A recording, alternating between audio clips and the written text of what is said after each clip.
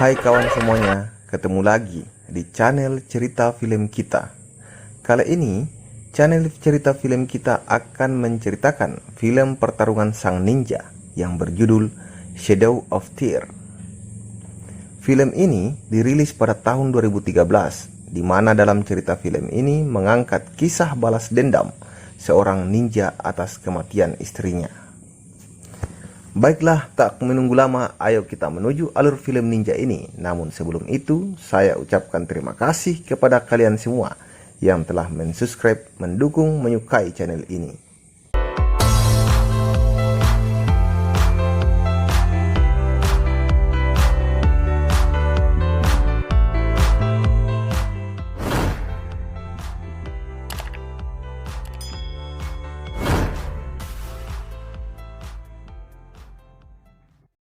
Film diawali di sebuah tempat pelatihan ninja yang dijalankan sepasang suami istri yang bernama Namiko dan Casey. Tempat latihan bela diri ninja tersebut kita beri nama Padepokan ya. Padepokan itu adalah warisan dari ayah Namiko yang bernama Tajita untuk melanjutkan perguruan silat ninja ini. Scene film berpindah di sebuah toko perhiasan. Terlihat Casey sedang melihat-lihat perhiasan dan berkeinginan untuk membelinya sebagai hadiah cintanya kepada Namiko sang istri. Hal itu ia lakukan untuk membahagiakan istrinya di tengah sedang berbadan dua. Terlihat dua orang preman yang berada di toko itu memantau Casey yang sedang membayar perhiasan tersebut. Karena Casey telah mempelajari ilmu bela diri ninja, ya otomatis Casey pun menyadari keberadaan preman itu. Saat Casey telah membayar perhiasan tersebut, ia berjalan menuju pulang ke padepokannya. Kedua preman tersebut menghadangnya dan berniat untuk merampoknya. Bukan ninja namanya kalau ia langsung melumpuhkan preman itu. Meski Casey dapat melumpuhkan preman tersebut dengan cepat, namun ia rela mengalah untuk menghindari keributan. Casey lalu memberikan dompetnya. Dasar preman ya, haus akan uang. Ia pun menginginkan kalung yang baru saja Casey beli. Tentu saja Casey tidak ingin menyerahkannya karena kalung tersebut dibeli khusus untuk istri tercintanya. Casey pun terpaksa menggunakan bela diri ninjanya. Namun apa yang terjadi? Dengan kemampuan bela diri yang Casey miliki, Casey dengan mudah melumpuhkan preman bersenjatakan pisau tersebut. Saat pisau preman dapat direbut oleh Casey, terdapat sebuah simbol kawat berduri pada pisau itu. Casey pun memperhatikan simbol tersebut. Saat Casey tiba di padepokan milik istrinya itu, ia pun makan malam bersama. Casey pun memberikan kalung yang ia telah beli di toko tadi kepada istrinya. Namiko sangat bahagia melihat kalung pemberian dari suaminya. Suaminya pun memakaikan kalung tersebut ke leher istrinya. Dan mereka pun melakukan hubungan suami istri. Usai melakukan hubungan itu, Casey tak langsung tidur. Ia kembali keluar rumah untuk membelikan coklat istrinya. Sesampainya Casey di sebuah toko, ia kemudian memesan coklat. Scene berpindah ke Namiko. Ia sendirian di rumahnya. Terlihat ninja di balik pintu membawa rantai kawat duri dan menyerang Namiko hingga tewas. Saat Casey kembali ke rumahnya, ia langsung shock melihat istrinya tak bernyawa. Ia marah seakan-akan ia disambar petir lalu mengangkat gunung dan melemparkan kepada sang pembunuh istrinya. Tak lama kemudian, polisi pun tiba di rumahnya. Polisi lalu meminta keterangan Casey. Casey banyak diam, menatap kosong, terpancar amarah yang membuncah di dalam dirinya. Scene pun berpindah pada acara pelepasan kepergian Namiko. Orang-orang berdatangan, berduka cita dengan pakaian rapi. Tiba-tiba muncul seseorang pria menyapa Casey. Ia bernama Nakabara, datang dari Thailand. Karena mendengar kabar bahwa Namiko telah tewas. Nakabara anak dari sahabat ayah Namiko, sedangkan Namiko sendiri telah ia anggap seperti adik sendiri. Nakabara menghibur Casey. Ia mengajak ke padepokannya di Thailand. namun Casey menolak ajakannya dengan alasan masih ada urusannya yang harus ia selesaikan. Scene lalu pindah ke Goro. Goro dalam film ini ia berperan sebagai bos preman, pemasuk barang terlarang. Di campnya di pedalaman hutan Burma, terlihat puluhan preman yang lagi berjaga. Sebagian telah mengemas narkoba untuk ia kirim. Anggotanya Goro ada yang berkhianat. Goro pun membunuhnya dengan rantai berduri dengan keji. Kembali ke Casey, ia menatap foto istrinya. Casey yang lagi berduka itu mengingat senjata kawat berduri yang terdapat simbol yang dipakai penjahat membunuh istrinya. Simbol tersebut mirip dengan pisau dua orang preman waktu Casey pulang dari toko perhiasan. Casey pun beranggapan bahwa yang membunuh istrinya adalah preman tersebut dengan motif sakit hati. Casey kemudian mencari informasi mengenai preman itu. Di sini Casey memulai misinya untuk mencari pembunuh istrinya. Ia kemudian mencari informasi satu persatu kepada murid-murid istrinya. Tak lama kemudian, Casey mendatangi padepokan lain yang memiliki senjata rantai berduri. Namun kedatangan Casey tidak disambut baik orang padepokan itu. Casey pun menghajarnya.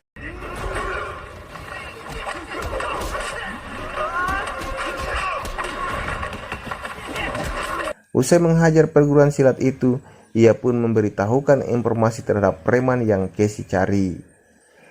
Casey kemudian meninggalkan padepokan tersebut. Saat di jalan pada malam hari, Casey menemukan kedua preman itu di sebuah warung makan. Perkelahian pun dengan senjata ala ninja dimulai. Casey menghabisi kedua preman itu tanpa ampun. Setelah dendam Casey terbalaskan, ia kemudian mengunjungi padepokan Bakabara di Thailand. Bakabara melihat itu langsung mendatangi Casey dan menyambutnya dengan baik. Scene berpindah ke Lucas. Lucas adalah teman Bakabara di padepokan ini. Ia kemudian mengajak Casey berjalan-jalan. Lucas mengagumi kemampuan ninja Casey. Hal itu ia ketahui saat Lucas melihat Casey di padepokan istrinya di Jepang. Scene berpindah di kamar Nakabara. Di sana terlihat Nakabara dan Casey. Nakabara menceritakan sosok ayahnya kepada Casey saat ikut berperang di Myanmar dulu. Saat berperang, ratusan ribu tentara ikut, dan 14 yang berhasil keluar termasuk ayah Nakabara. Saat usai perang berlangsung, entah apa yang menyebabkan ayah Nakabara menolak kembali ke negaranya di Jepang dan lebih memilih menetap di Thailand. Scene berpindah keesokan harinya di padepokan pelatihan silat. Untuk menambah ilmu bela dirinya, ia pun bertarung dengan Lucas. Saat sedang bertarung, Casey emosional. Ia menghajar Lucas dengan tongkat kayu. Beruntung Nakabara menyadari itu, langsung melerainya hingga tongkat Casey yang ingin dipukulkan ke kepala Lucas terhalang dengan tongkat Nakabara. Casey menyadari ketidakmampuan dirinya mengontrol emosinya. Ia kemudian meminta maaf kepada Nakabara. Mendengar hal itu, Nakabara melatih Casey ilmu pengendalian diri dengan berjalan di atas bara api. Malam harinya Casey melakukan itu. Ia berharap dapat mengendalikan emosinya, memusatkan pikirannya, berharap bara api itu tak panas saat dilaluinya. Langkah demi langkah Casey berjalan di atas bara api. Dengan konsentrasi penuh, ia melangkah satu persatu, kaki kiri dan kanan. Saat di pertengahan, Casey kehilangan konsentrasi. Pikirannya dikacaukan dengan bayangan pembunuh istrinya yang membawa rantai berduri itu. Scene lalu berpindah di sebuah bar. Terlihat Casey meminum alkohol untuk menenangkan dirinya yang galau sepeninggal istrinya. Seorang pemabuk mendatangi Casey lalu mengolok dan menantangnya. Casey yang sudah jago ilmu bela diri ninja itu langsung menghajarnya. Anggota pemabuk pun berdatangan dengan maksud menghajar Casey. Lagi-lagi ilmu bela diri mereka tidak setara dengan ilmu bela diri Casey. Casey menghajarnya satu persatu dengan brutal. Tak satu pun yang tersisa, semuanya tumbang. Keesokan harinya Casey yang masih dalam jadwal latihan, dirinya masih lesu karena pengaruh mabuk alkohol semalaman. Lucas yang memperhatikan Casey menghampirinya. Lucas kemudian mengambil alih tugas Casey dan menyuruhnya beristirahat. Saat Casey sedang tertidur, Lucas diserang oleh ninja bersenjata rantai berduri. Ninja tersebutlah juga pembunuh Namiko, istri Casey. Lucas pun tewas dengan simbol kawat duri di lehernya. Casey yang mendengar itu langsung berlari menuju Lukas. Casey melihat Lukas terbaring dengan simbol kawat duri di lehernya. Melihat itu, Casey baru sadar bahwa pembunuh istrinya masih hidup. Ia menyadari bahwa dirinya salah membunuh orang. Casey pun mendatangi Nakabara. Ia mengatakan bahwa pembunuh Lukas, ia juga yang bunuh istrinya. Ninja itu telah salah target. Ia mengira bahwa Lukas adalah Casey. Mendengar hal itu, Nakabara menceritakan kisah masa lalu kepada Casey.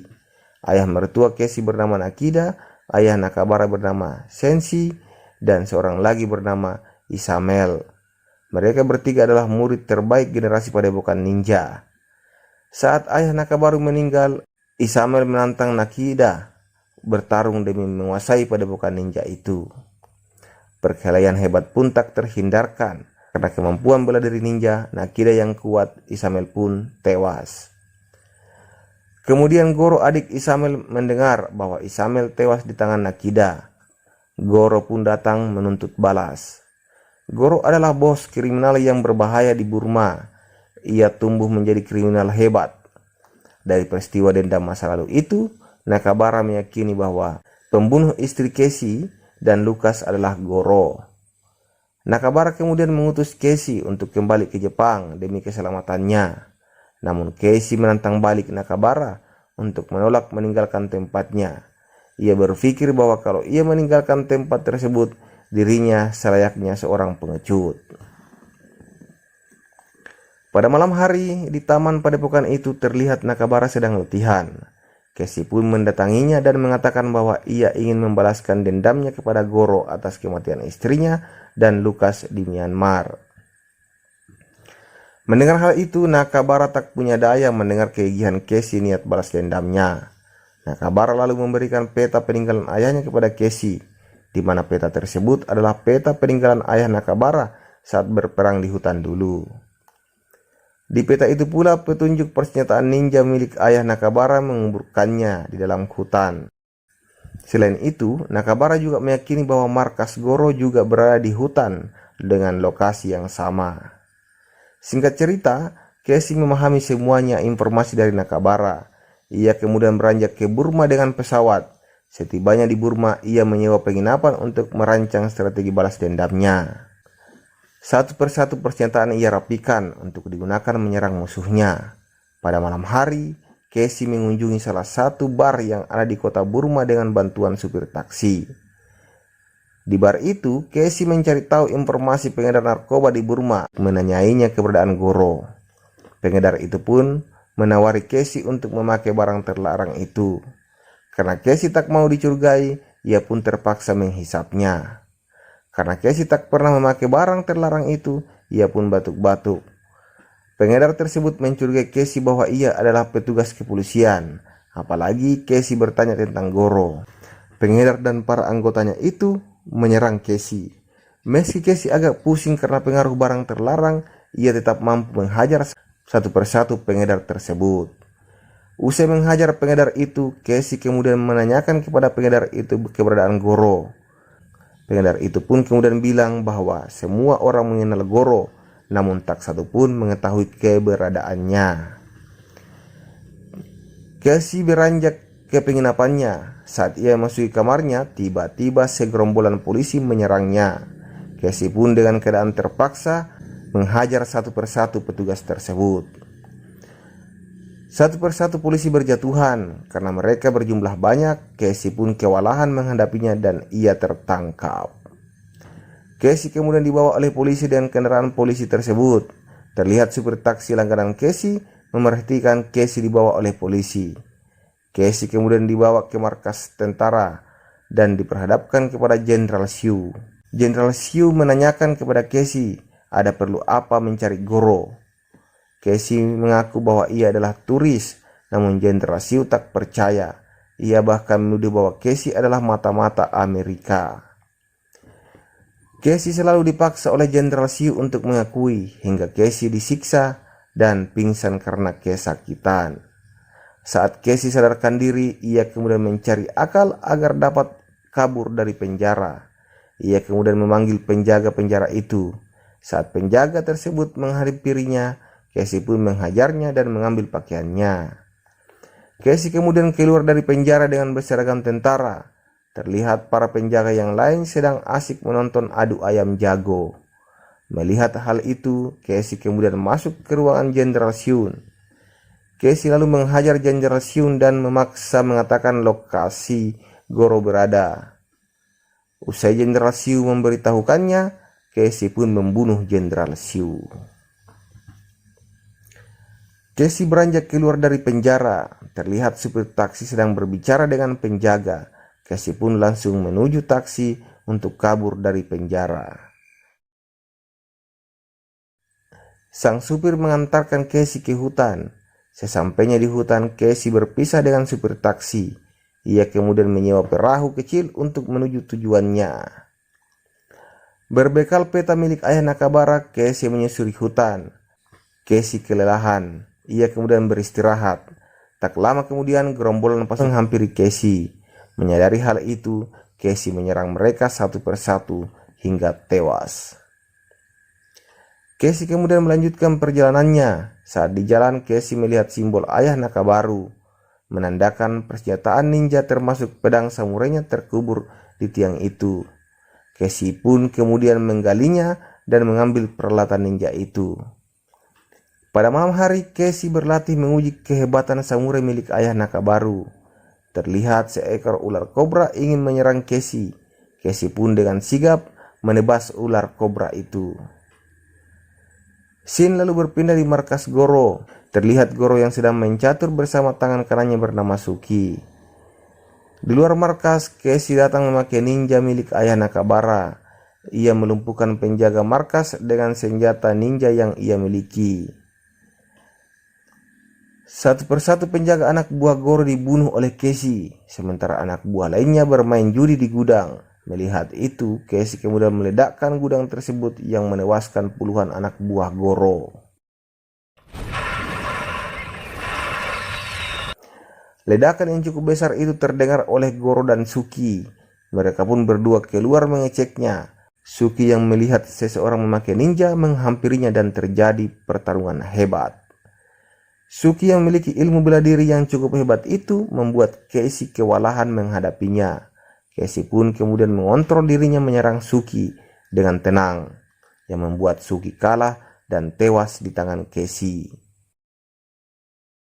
Goro kemudian mengambil senjata samurai dan rantai berdurinya, senjata yang digunakan membunuh istri Casey. Casey kemudian mencari Goro. Saat bertemu, pertarungan hebat pun terjadi. Masing-masing menggunakan pedang samurai. Namun pada scene kali ini, Goro terlihat tak sehebat jabatannya. Dengan mudah Casey mengalahkannya dan Goro pun tewas. Usai mengalahkan Goro, Casey kemudian kembali ke Thailand di padepokan Nakabara. Saat Casey ingin menceritakan perjalanannya membunuh Goro, di depan pintu terlihat petugas kurir mengetuk pintunya. Ia membawa paket untuk Nakabara. Saat sang kurir meletakkan paket tersebut, Casey melihat simbol kawat duri pada pisau mirip yang digunakan preman merampoknya di awal tadi. Casey pun menyadari kalau Nakabara adalah dalang dari semua ini.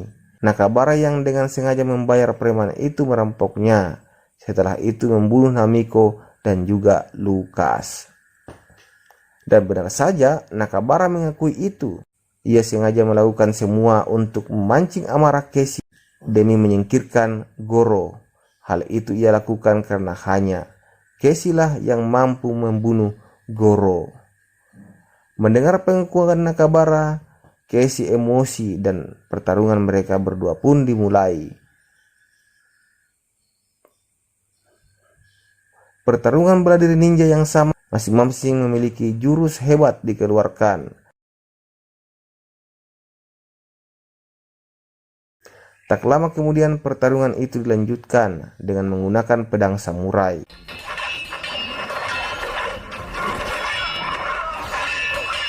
Saat Casey kelelahan, ia terjatuh dan melihat senjata rantai berduri di sampingnya. Sebuah senjata yang sama digunakan untuk membunuh istrinya Casey. Casey pun menggunakannya dan melemparkan ke leher Nakabara yang membuat Nakabara tercekik hingga tewas. Saat Nakabara telah tewas, Casey kemudian membuka paket kiriman tadi. Ternyata paket tersebut berisikan narkoba kiriman Goro saat sebelum Goro tewas. Sepupu Nakabara kemudian menceritakan ke Casey perihal kelakuan Nakabara bahwa ia telah diam-diam menjalankan bisnis terlarang. Nakabara sangat berambisi untuk menggantikan posisi Goro. Cerita masa lalu Nakabara bahwa itu hanyalah karangan Nakabara belaka. Nakabara lah yang telah membunuh istri Casey. Casey pun kemudian meninggalkan padepokan tersebut dengan dendam yang telah terbalaskan. Di akhir film, Casey membuang kalung Namiko ke dalam air dan film pun tamat. Film ini mengisahkan tentang kecintaan sang suami terhadap istri. Selain itu, film ini pun mengajarkan tentang perilaku pengkhianatan yang akan musnah ditelan waktu. Ambisi jabatan dengan rela mengorbankan keluarganya sendiri, itu semuanya karena uang. Terima kasih kawan, sampai bertemu lagi di alur cerita film selanjutnya. Wassalam.